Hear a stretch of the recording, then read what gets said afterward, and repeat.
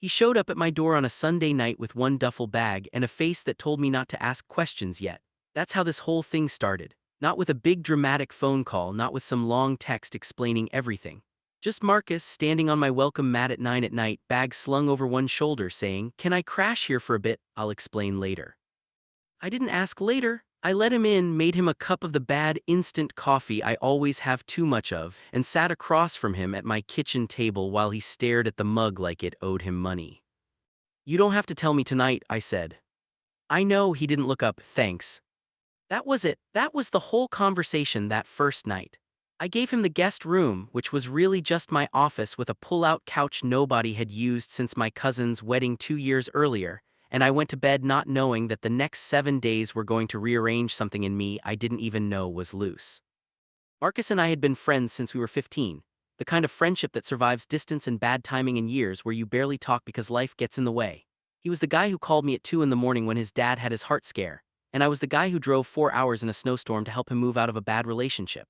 We had that kind of history where nothing needed explaining because we already understood the shape of each other. Which is why it bothered me so much that he wouldn't tell me what was going on. Monday he was quiet at breakfast, quieter than I'd ever seen him. He kept checking his phone and then putting it face down on the counter like it had done something to him. I asked if he wanted to talk about it and he said not yet in a tone that told me pushing wouldn't get me anywhere, so I didn't push. I just made him eggs he barely touched and went to work and spent most of the day distracted, wondering what could shake a guy like Marcus this badly. He wasn't someone who rattled easily. By Tuesday he'd started sleeping later than usual, which wasn't like him either.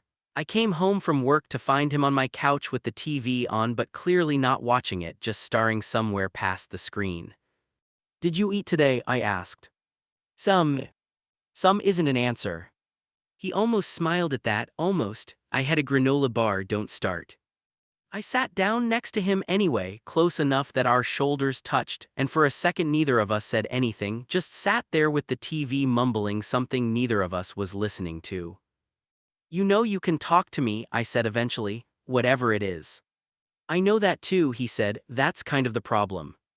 I didn't understand what he meant by that, not then. I filed it away as one more strange thing in a week that was already full of strange things, and I let it go because that's what you do with people you trust.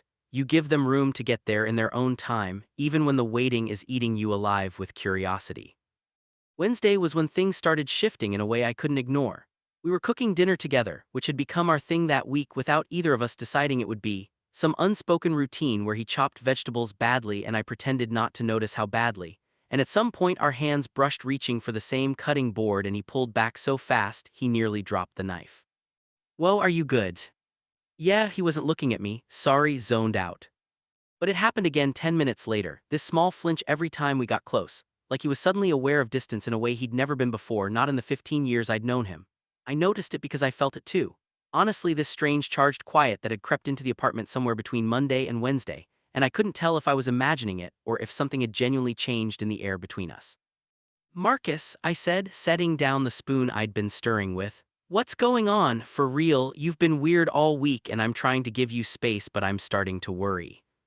He leaned against the counter, arms crossed, jaw tight in that way he got when he was working something out in his head before he let it out of his mouth. "It's complicated." Try me. When has complicated ever scared me off? He laughed, but it wasn't a real laugh, more like air escaping something under pressure. "This might. Try me anyway." He looked at me for a long moment, longer than felt normal, long enough that I started to feel my own pulse pick up without understanding why. Then he shook his head. "Not yet. I need a few more days. Is that okay? I know I'm asking a lot." "You're not asking a lot," I said, even though some part of me wanted to know right then, wanted to shake the answer out of him. "Take the time you need." He nodded, quiet, grateful in a way that made my chest ache a little, and we went back to cooking like nothing had happened, except some invisible thread had pulled tighter between us, and I spent that whole night lying awake trying to figure out what it was. Thursday he left the apartment for a few hours without telling me where he was going, and when he came back his eyes were red in a way that told me he'd been crying somewhere, alone in his car probably, working through whatever this was without letting me see the messy middle of it. I didn't ask. I just handed him a beer and put on some dumb show we both liked and let him sit next to me in silence, close enough that our knees touched and neither of us moved away this time. "Thanks for not asking," he said quietly somewhere around the second episode. You'll tell me when you're ready. Yeah, he was staring at the TV, but I don't think he was seeing it. I will. Friday changed everything, though not in the way I expected. I'd gotten home late from a work thing, tired, ready to collapse, and found him sitting on the floor of my living room instead of the couch, back against the wall, a bottle of beer in his hand that looked mostly untouched. Hey, I said, you okay down there? Sit with me. I did, sliding down the wall next to him, and for a while we just sat in the quiet, shoulders almost touching, the kind of silence that felt full instead of empty. I broke up with Dana, he said finally. That surprised me, though maybe it shouldn't have. I'd known things were rocky between them for a while, but Marcus never talked about it much, kept that part of his life fairly private even from me. I didn't know things had gotten that bad. They didn't, exactly, that's the thing. He turned the bottle slowly in his hands, not drinking, just needing something to do. She didn't do anything wrong, I couldn't keep pretending anymore. Pretending what? He was quiet for long enough that I thought he might not answer at all. When he finally spoke, his voice had gone smaller than I'd ever heard it. That I wasn't feeling something for someone else, something I didn't know how to deal with. My stomach dropped in a way I didn't fully understand yet, some instinct firing before my brain caught up. Someone else? Yeah. Do I know her?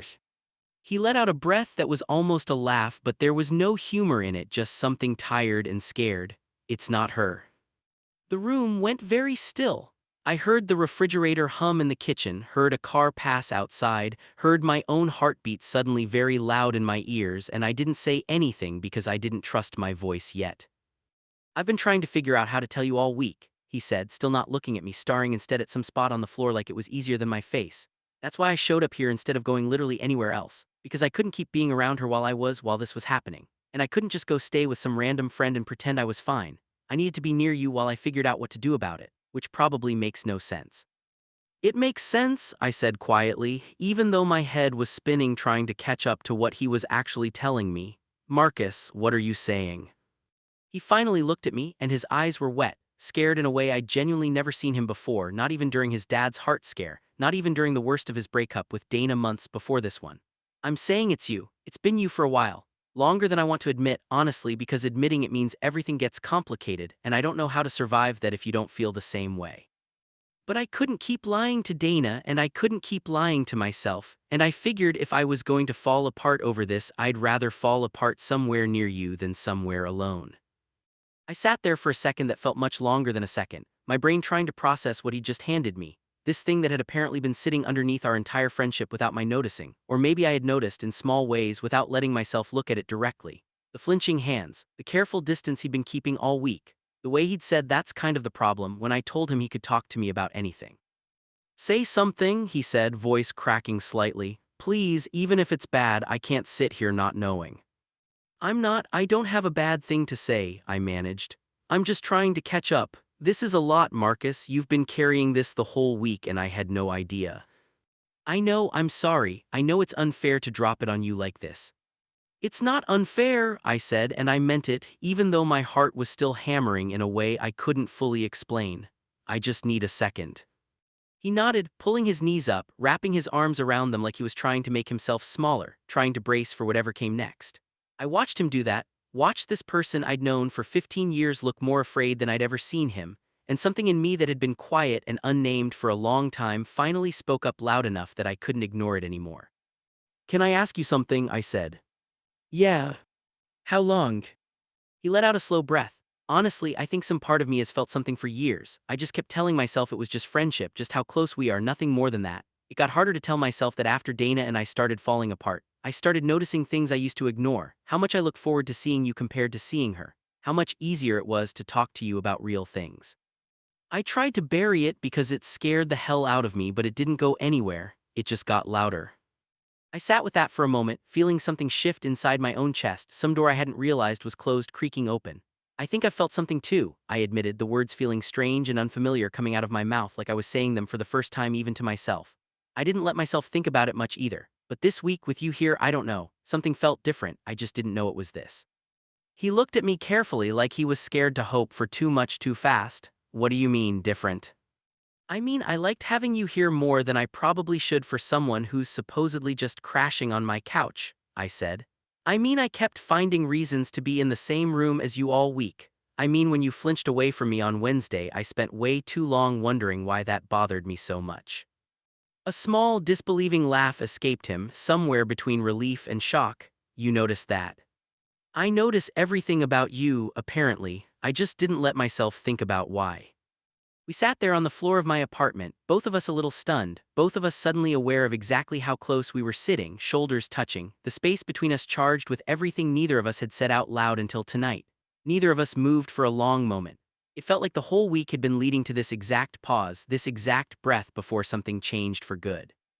I don't want to rush this, he said quietly. I don't want to mess it up because I'm scared and impulsive right now. I just got out of something. I don't want you to be a rebound, and I don't want us to ruin 15 years of friendship because I panicked and said too much. You didn't say too much, I said. You said exactly enough. Yes. Yeah. He reached over, slow, careful, like he was giving me every chance to pull away if I wanted to, and took my hand in his. It was such a small thing, just fingers laced together on the floor of my living room, but it felt like the loudest moment of the entire week, louder than anything either of us had said. So what happens now? He asked. I don't know, I admitted, but I don't think you should sleep on the pull-out couch tonight. He laughed, real this time, the first real laugh I'd heard from him all week, and some of the tension that had been sitting on his shoulders since Sunday finally eased. The days after that were slower, more careful than people probably expect from a story like this.